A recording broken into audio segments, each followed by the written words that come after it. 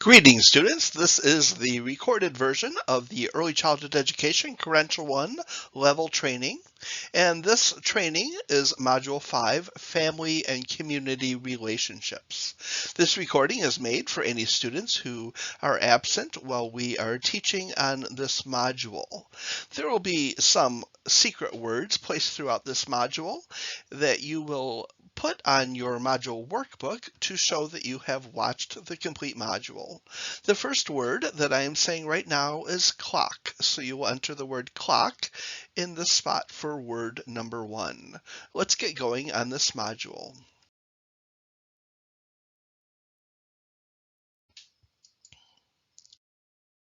Three things that we want to learn during this module are as follows. First, we want to describe the importance of family and its diverse cultures, structures, members, and roles. So we'll be taking a look at family and just what family means, just how it can be defined, and just exploring the diversity of families in our culture. Secondly, we will look at ways to involve families in an early childhood learning program. So how can we engage families and get them involved in the programs that we offer for young children? And our final learning objective will be to describe some techniques for positive communication and developing relationships with families. As an early childhood education credential, we want to focus on forming good relationships both with children and with their families.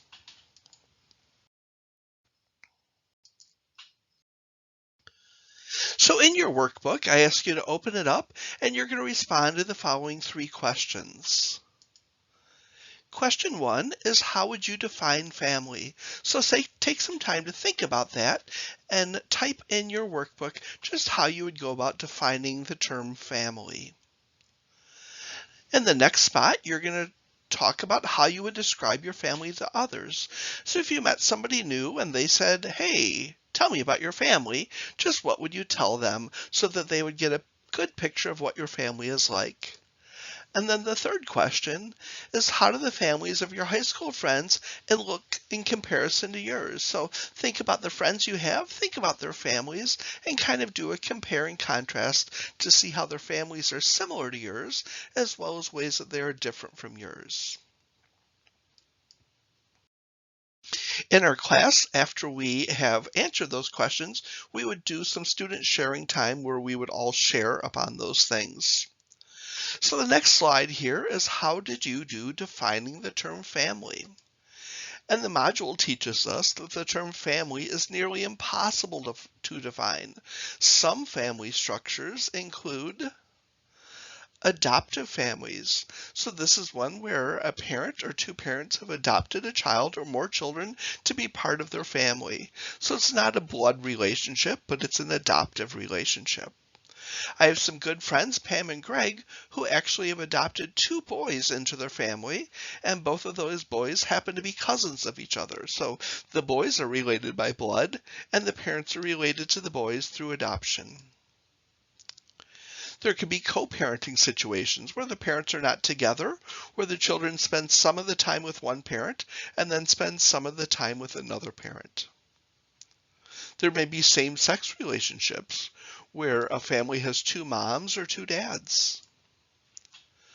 There may be traditional families, such as the one that I'm in, where it's a mother and a father and two children. There may be grandparent-led families where the children are not being raised by a parent or parents, but rather have one or two grandparents that are leading them. There may be families that are led by other relatives. So if the parents were not able to carry out the parenting role, then other relatives may take over and act as parents in the family that is led by other relatives. There are also single parent families, and I'm not sure what the statistic is right now, but there are a lot of families in our culture that are led by just one parent. The other parent might be involved in some way or may be not involved at all in the child's life. There are also foster families. Foster families are cases where a parent or two parents may take in children and provide care for them for whatever circumstances they need that.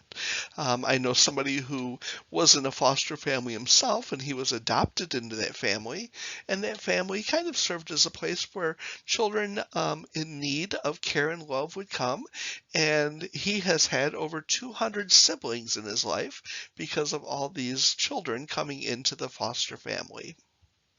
So these are just a few of the different types of family structures that we wanted to review in this module.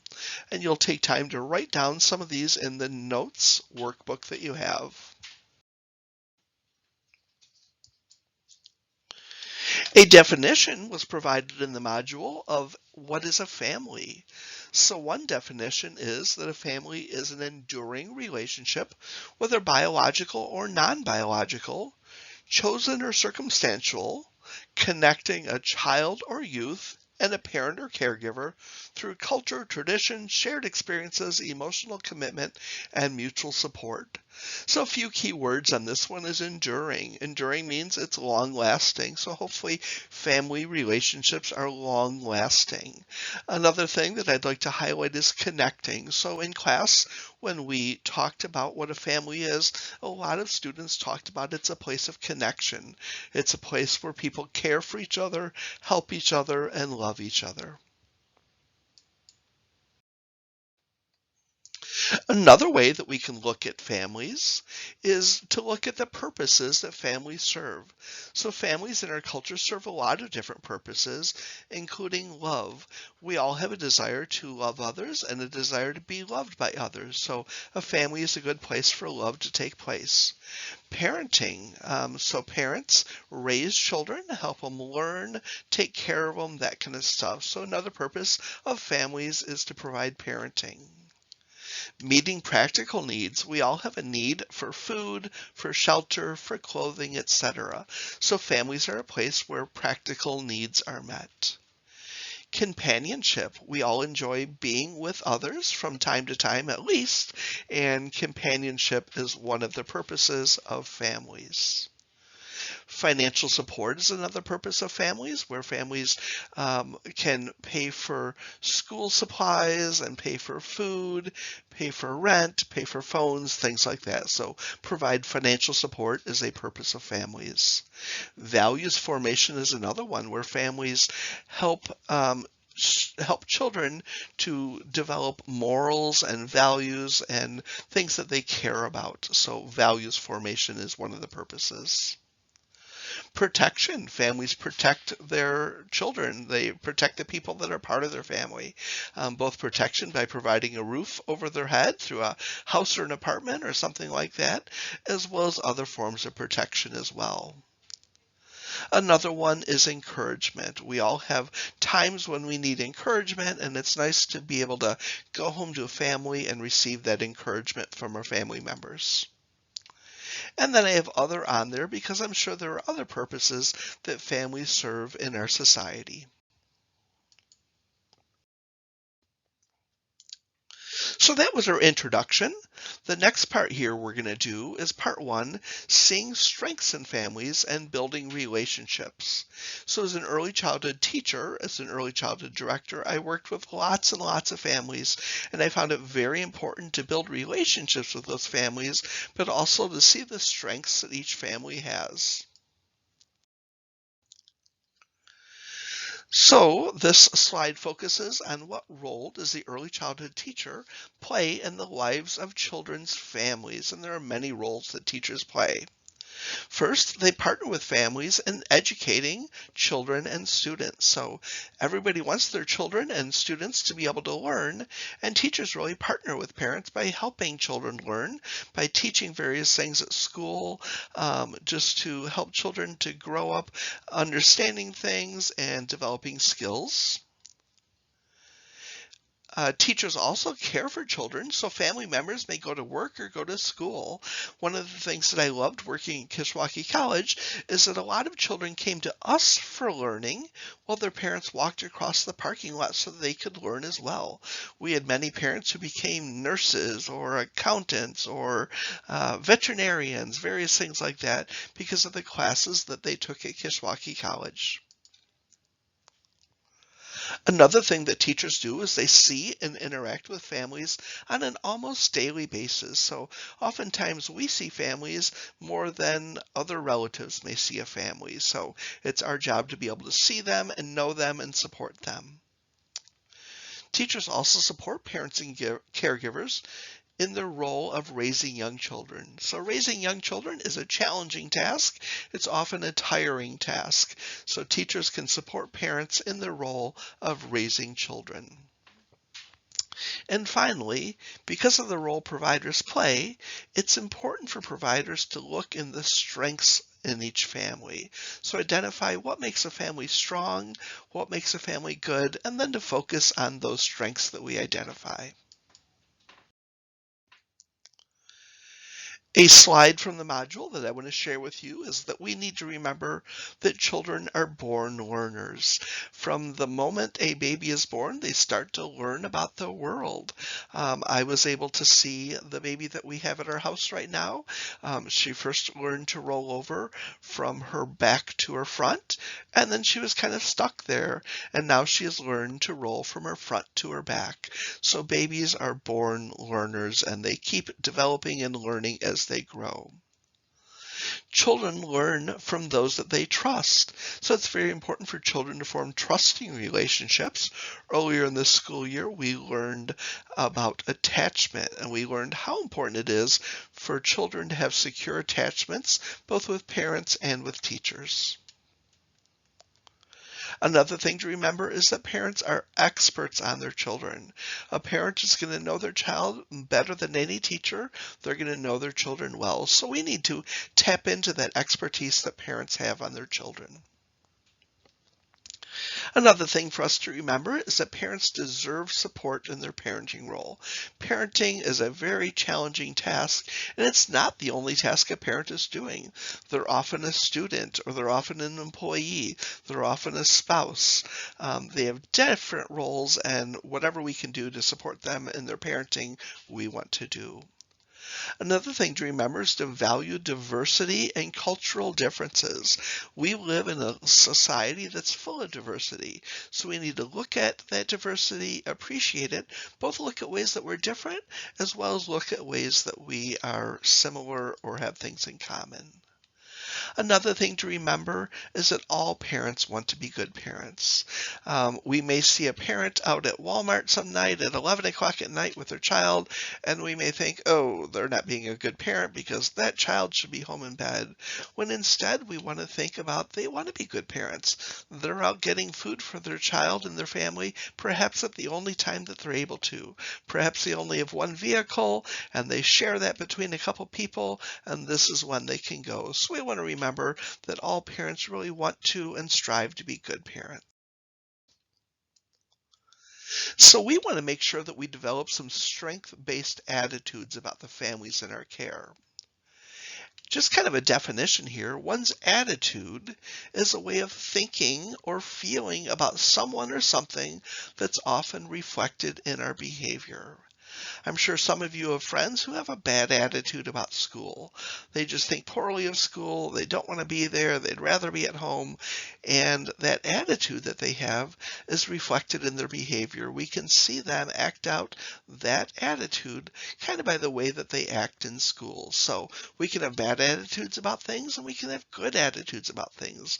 We may have students who have a great attitude about school. They look forward to going to it. They look forward to hanging with friends. They look forward to spending time with their teachers and what they're going to learn, and that's going to be reflected in their behavior and how they act at school.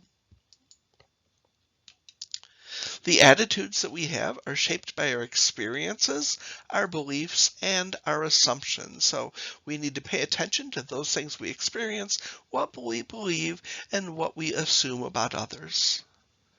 Positive attitudes enable one to make decisions based on strengths. So if I have a positive attitude about a family in my care, I'm going to look for their strengths and I'm going to make decisions about how I act around them and treat them based on the strengths that I see in their family. Negative attitudes, on the other side, can lead us to judge others, to look for their faults, to expect a negative outcome. So we really need to pay attention to the attitudes that we have toward families, and I would say the attitudes that we have toward everyone in general. So just a little review here. Strength-based attitudes. All parents want to be a good parent. Families are the first and most important teachers of their children's lives. So we need to remember that as teachers, we are also a teacher, but we're not the first one. We're the second or the third. So we need to remember that families come first. We want to have an attitude that families are our partners and they play a critical role in their child's development, in their family's development. So we partner with them and they play a really important role in their family's development.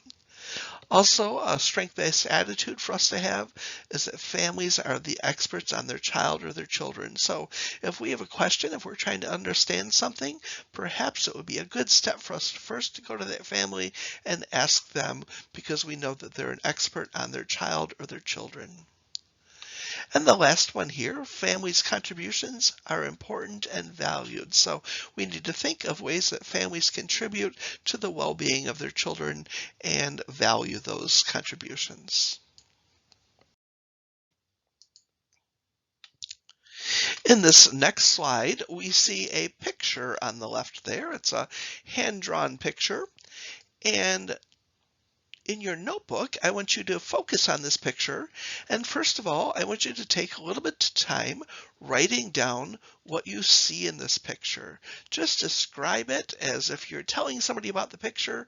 They can't see it, but you want them to see what is there. So you're going to describe what you see in the picture. If I were describing it, I would say it looks like a pretty cluttered house. There's a lot of messes everywhere.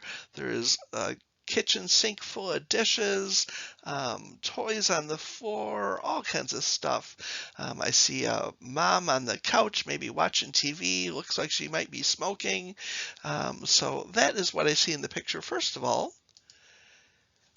And then the second thing we want to do in our workbook is to look again and say, what do we see when we try to focus on the strengths of this picture? So take a moment again to look for the strengths in this picture. What are the good things that you see happening in this picture? So a few good things that I see a grocery bag full of groceries.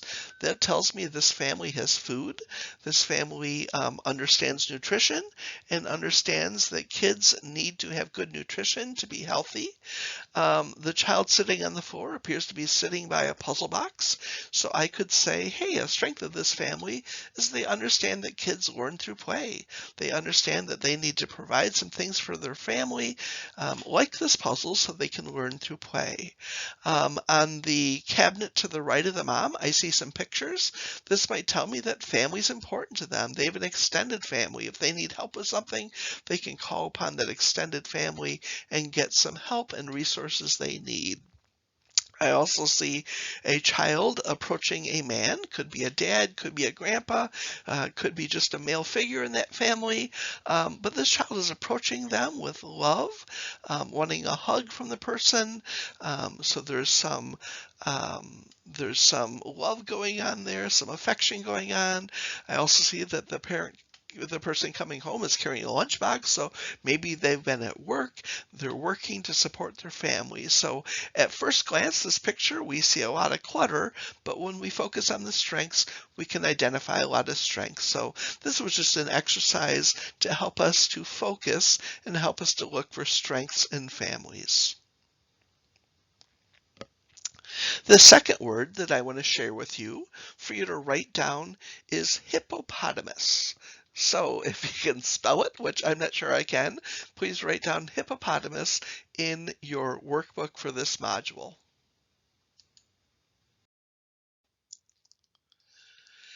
Another slide on the strengths-based focus It increases engagement. So if we focus on a family's strengths, they're going to feel more liked by us, and they're going to be more willing to engage in our school. It creates collaborative teamwork.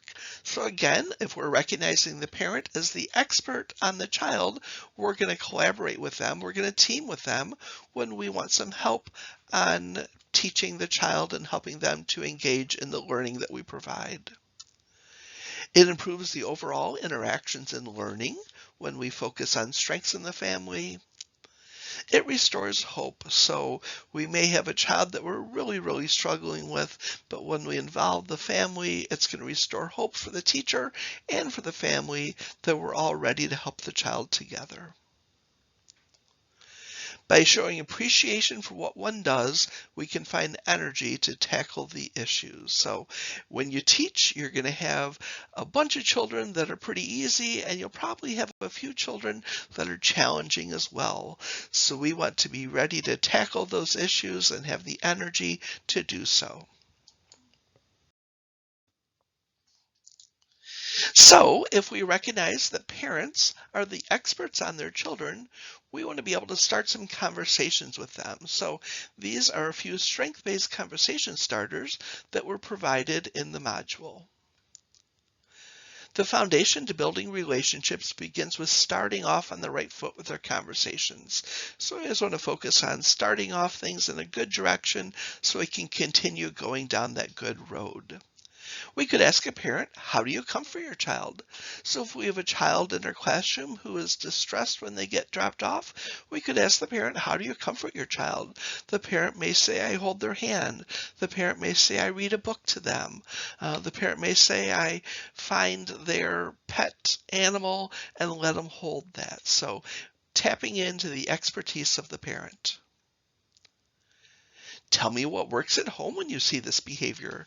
So if we're experiencing a challenging behavior and we're not quite sure what to do with it, we can ask the parent what they do if they see that same behavior at home.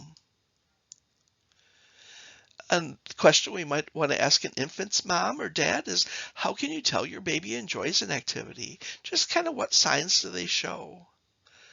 A related question is, how do you know when your baby's ready for a rest? Babies often have telltale signs that they're tired or they're hungry, and it's best for providers if we can know what those signs are, what those signals are, so we can read those signals from a baby as well as their parents or caregivers do. This slide is on perspective taking. I'll give you a moment to read the quote in the box on the right.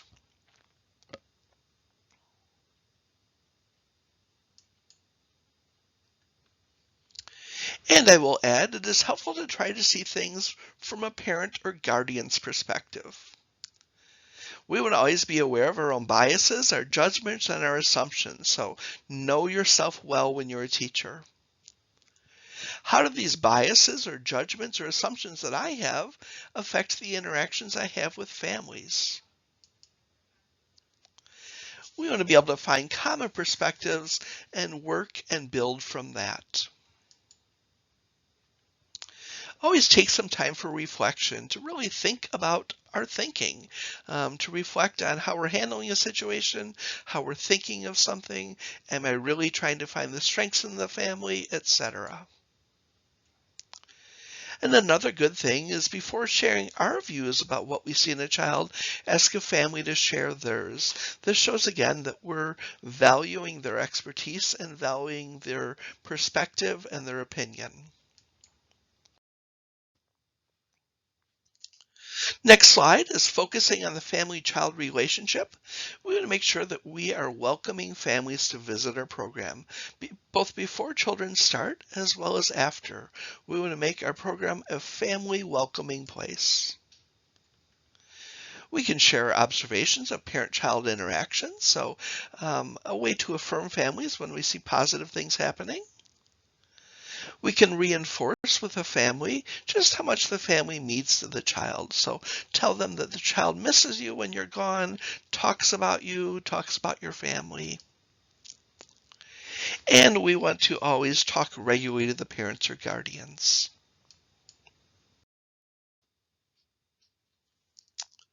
One thing that was shared in the online module that I was taking this from is they were talking about family stories.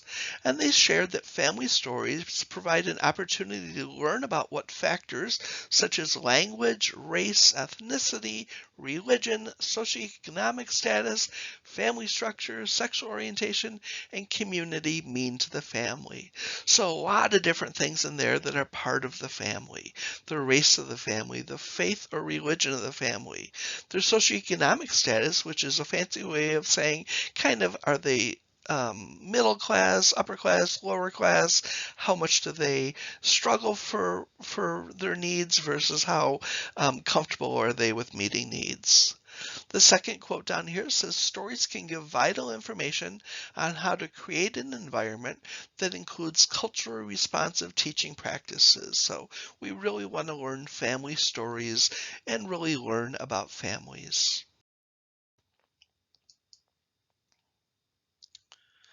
The module shared some prompts or things that we could ask to learn more about a family.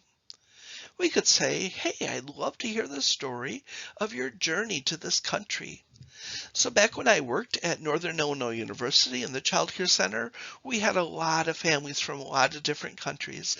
And had I thought to say this, I'd love to hear the story about your journey from your country to this country, I could have learned a lot about our families. What's your greatest source of joy in raising Becca? What do parents enjoy about being a parent to the child? What are some of the challenges that you've experienced as a family? This is going to tell us maybe some stuff that's kind of tough for them, as well as how they've gone about meeting those challenges. What traditions are most important to you? Trying to find out just what the family values. A question that I would commonly ask of families is, what do you enjoy doing together? That would help me to learn about a lot about that family. Pictured on this slide are some students from our own early childhood education classes. And what we did at this point in class is we broke up into groups of 2. And each group of 2 had to generate 3 questions that they feel would provide interesting information for a family story. So they came up with 3 questions to ask, and then they asked their partner that question to learn more about his or her family. And then we came back together and each person took time to introduce the student that they had met to our class. So based on the questions that they had asked, they shared. So I met with Maritza and I asked her what her family enjoys doing together. And she said her family enjoys cooking together. They really enjoy making Mexican food together. They tried Chinese one time and it didn't go well. They also enjoy making Italian food together and enjoy watching movies together. So that was a question that I asked of her, and I was able to learn a lot about Maritza's family and what they enjoy doing together. Family empowerment and partnerships. So when building relationships and forming a partnership, we want to always remember parents are the child's first teacher. Parents are the experts on their child. All parents desire to be good parents. And all parents desire to raise good children. A little bit about what is a partnership. A partnership is one where both parties contribute equally. There's give and take or there's compromise. So if you are a partner with a friend, you're going to want to compromise and sometimes do what you want and sometimes do what the other person wants. There's open communication, both talking and listening. There's making decisions together or shared decision making. And then in class, we talked about if there's anything else that makes a good partnership. And I had put on this slide a book called The Parent-Teacher Partnership, How to Work Together for Student Achievement, as a book that a teacher might want to look at when they're forming partnerships with families. A little bit more on partnerships. If you want to have a good partnership, it requires trust, sharing of information, supporting parents, investment of your time, giving of yourself. So that was the end of part 1. Part 2 focused on communicating with families. How do we communicate with families? And in this part, I talked about daily communication with parents. Early childhood teachers should strive to have daily, not weekly, not monthly, but daily communication with each child and their parents or guardians. Daily communication starts with drop-off time in childcare centers where parents bring children into the classroom. So you're all high schoolers. You arrive to school by car. Maybe you get dropped off. Maybe you take the bus. Your parents are far, far away. But in early childhood programs, especially childcare and preschool, parents are the ones that bring children in. Could be a grandparent, could be another caregiver, but they enter your classroom. So drop-off time is a great time to ask questions about how was their evening, how they sleep, how are they feeling today, that kind of stuff. So you can learn about kind of the mood that the child's in, so that'll help you with the rest of your day. Teachers need to make it their goal to greet parents warmly by name and see how the child is doing. So I always stressed with my teachers it's important to say parent names because that shows that we know them and that we value them. We all like to hear our name when other people say it to us.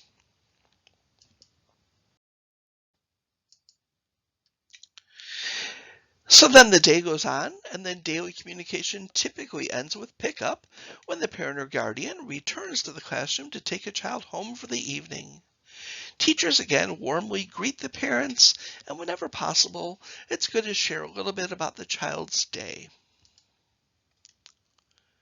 Something I always stressed with the teachers at the Early Childhood Center was that we need to remember that teachers have to be supervising the rest of the children in the classroom and not get distracted through conversation. So it's important when we're talking to a parent that we're still looking at the whole classroom. We might not be making the best eye contact with the parent at the time, but we need to remember that our first goal is to supervise the children in our classroom. The third word for you to write down in your workbook is potato chips. Potato chips is the third word, I guess it's 2 words, to write down in your workbook. Additional forms of communication are as follows. A daily communication form. So oftentimes when you have an infant in your care, you might write down when they ate, when their diaper was changed, etc., just so a family member, guardian, parent knows this information when they take the child home and are wondering when to feed them next. You could have a journal, like a spiral notebook, where you write something from a teacher's perspective. The family can write something. It can either stay in the center's classroom or go back and forth between home and school. Email is another option. You can have a website for your program or classroom where you share information with families. A newsletter. I always had a paper newsletter, but I know some programs that do an electronic newsletter, which is kind of nice because then a family can read it on their computer, their notebook, their iPad, etc. You can write letters to families. Later on this semester, we're going to be learning about the creative curriculum, and the creative curriculum, an important part of it is actually letters that go home to families telling them what children learn through things like block play, outdoor time, sand and water play, etc. You can share articles of interest with families to help them learn more about child development and support them in their parenting role. You can do notices, invitations, or reminders. You may remember back when we did family engagement and each of you planned a family night and you created an invitation as a way of inviting families to join you. A little bit here on communicating with parents using technology. You can create a website to showcase your program, communicate information. Email is another way. Twitter, if you want to get into Twitter. I never did Twitter with families, but you could use that to share news and updates. Texting, our module said it's the #1 form of communicating with parents. Texting was always a challenge, however, because typically you text from a phone owned by a teacher and then the parent has your contact information. So texting is one that I'm not sure I endorse. And a new thing that is out there now are communication apps. So in class, we watched this little video from Shark Tank, which talked about an app called Brightwheel. I want for you to each watch this. I'm not going to watch it in this recording, but I've included a link to this down at the bottom of this assignment. And after we watched that one, we watched this one, which was from Brightwheel, that gave some information on things that they use the Brightwheel app for. So make sure you watch both of those and answer the questions in your workbook that are based on this. Next thing we talked about was communicating with parents during parent-teacher conferences.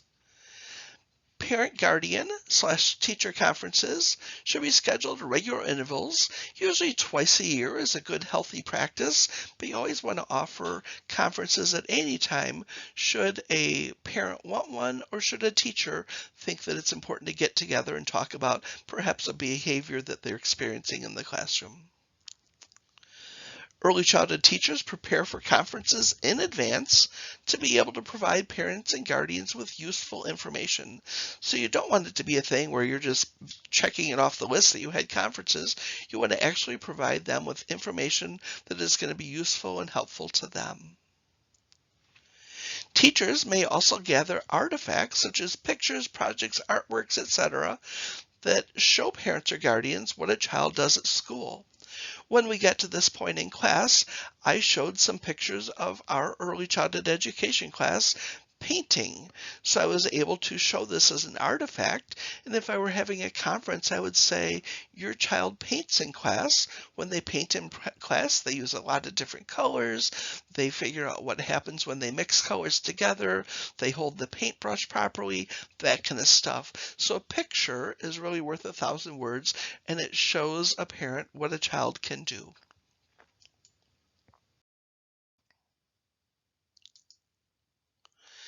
At the Early Childhood Center at Kishwaukee College, teachers completed what was called a Child Development Summary form, and they responded to the 5 questions.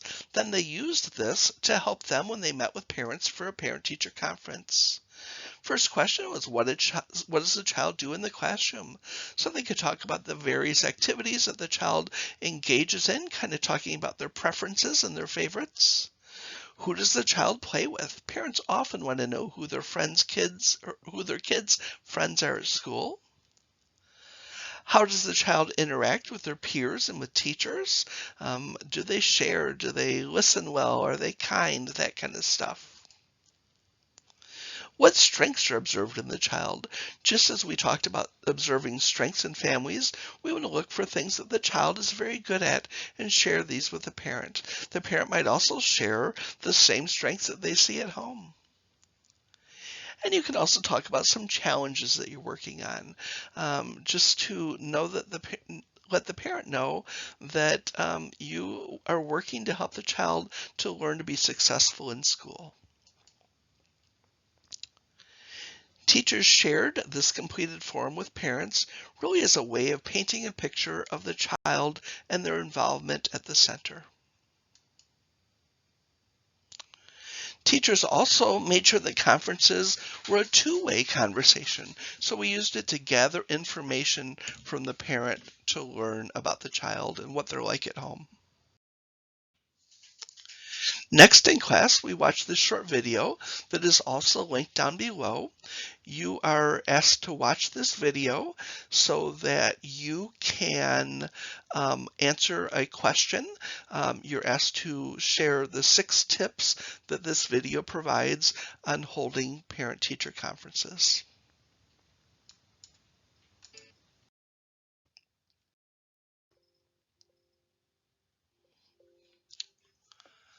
The next section was engaging families in their child's education. So some different ways that we can engage families. We can offer interesting, fun, and helpful activities, events, and experiences. We can offer events on a variety of topics to meet the needs of diverse parents. Perhaps a survey is good to identify interest. We always like to do this at the beginning of the school year, and on there we would list topics such as helping my child to learn at home, helping my child with challenging behaviors, good nutrition, various things like that. So we would have a whole bunch of different topics, and then families could choose what was of greatest interest to them, and then we could schedule different meetings to meet those interests. Another way to help families get engaged in their child's education is to help them learn information that's going to be helpful to them as they parent. So you want to provide them with a broad supply of information to help them parent. I want you to think back to what we learned through our family engagement learning. We learned about family nights, parent workshops, serving together. Those are all good ways to engage families in their child's education. From this, we started talking a little bit about community resources. And as teachers, it's really important to know those various resources that are out there in the community that can be helpful to families. So when you're talking to a family and you find out that food is a challenge, getting food is just a challenge for this family, then you can tap them into knowing about some food banks or things like that. If clothing is, shelter, that kind of stuff. So anyway, it's good to know a lot of community resources so when a family has a need, you can help connect them to that resource.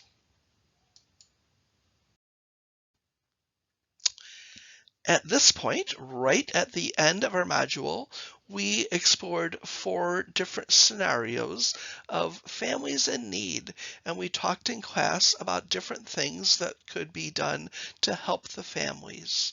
So I'm going to share these with you, and there is a spot in your workbook where you're going to write down what you think would be good to help the family. So I'm going to first show you a picture and then read a little bit about it, and then give you a chance to respond. First scenario is pictured here. It's a parent. It looks like she's kind of stressing over a car that is perhaps overheating. The story that goes with this. 1 month ago, Felicia and her young son Titus moved from Chicago to a small town.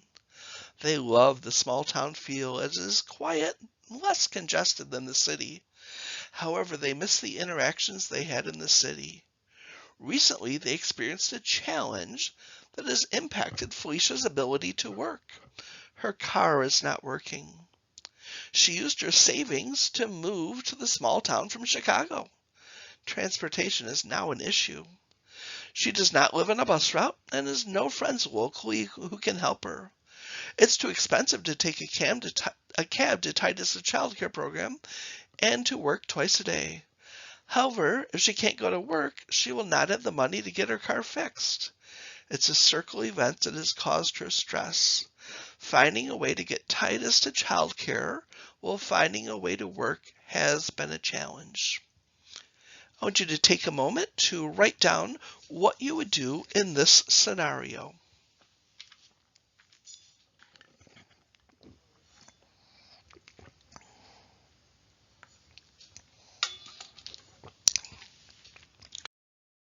The second scenario we looked at was a picture of this. It looks like a house that is on fire.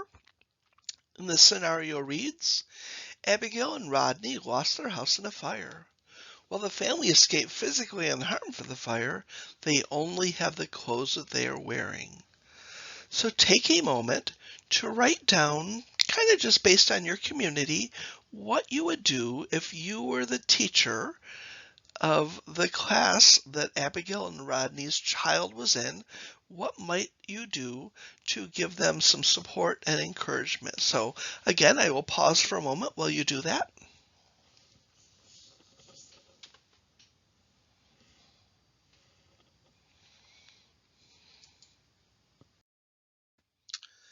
Scenario 3, shown here, we see some presents. And this scenario reads, Geneva is a single parent who lost her job. She has 2 small children to care for while working to pay for clothing, food, and shelter. It's the holiday season and she will not be able to afford gifts for her children. So if you were her children and she brought this care, this concern to you, what could you do to help her? What resources could you connect her with?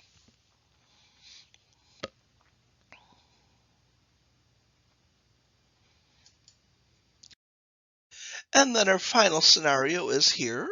This shows English as a second language. This one reads, Gerald recently moved his family to the United States. The only person in the extended family of 12 that speaks English is the 5th grade daughter, Blanca. The family needs permanent housing, help learning English, help getting employment, and childcare that they can afford for their 3 youngest children. So again, take some time to write down some of your ideas for how you could support this family.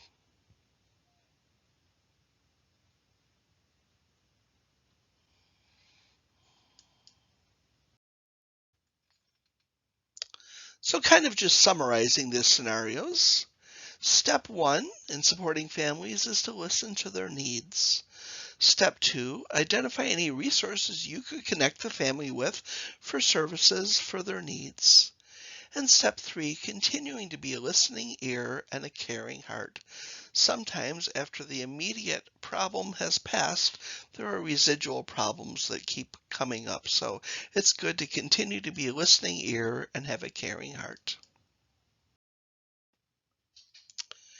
Part 4 at the conclusion here is how are we going to take what we've learned and put it into practice. So this is something that you will respond to in your module workbook again. Based on what you have learned in this module, how do you define family? Please share 3 ways of communicating with families in an early learning program. If a family in your child care center came to you with a significant need, how might you help them? And at this point, I want to throw in our 4th and final word for you to write in your module notebook, which is stapler.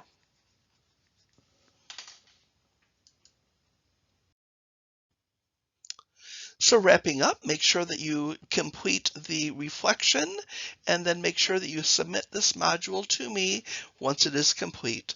Thank you.